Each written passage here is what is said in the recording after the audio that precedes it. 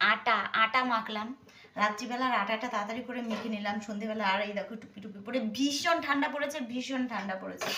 আর এখন আমি বানাচ্ছি রুটি, আমাদের সবার জন্য নয়, এখন 3টে রুটি বানাবো। আমাদের ছেলের জন্য হচ্ছে মানে আমার জায়ের ছেলের জন্য 3টে রুটি আমি ভেজাবো। তার জন্য তাড়াতাড়ি করে সন্ধে সন্ধেতে সব কাজবাজ সেরে নিচ্ছি। এখন গিয়ে বসলে পরে তো আর উঠতে ইচ্ছে করবে না, জানোই তো শীতের মধ্যে একবার বসলে হাত পা পুরো জমে যায় পুরো, আর একদম কোনো কাজ করতে ইচ্ছে করে না। তাই ভাবছি আজকে সব কাজবাজ সেরে নিয়ে একবারে গিয়ে বসবো, সব কাজবাজ সেরে একবারে গিয়ে বসবো, তাহলে আর কোনো চাপ থাকবে না।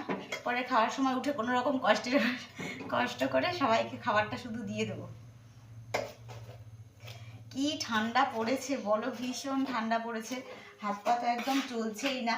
সকালবেলা যাও বা করতে পারছি, রাত্রিবেলা হলে আর কাজই করতে পারছি না কোনো, এত কষ্ট হচ্ছে।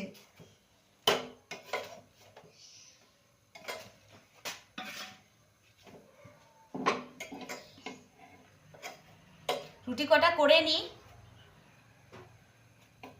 এখনো চা করিনি, চা করব।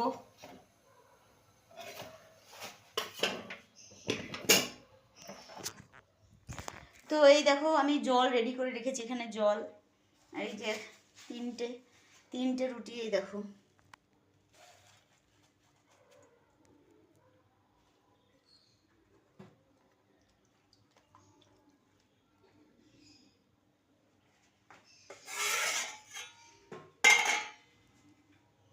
দেখেছো চা, একবার কিন্তু চা করে অলরেডি খাওয়া হয়ে গেছে, আবার চা। আমাদের বাড়িতে প্রচুর প্রচুর পরিমাণে চা খায়, তোমাদের কি বলবো আর সেটা।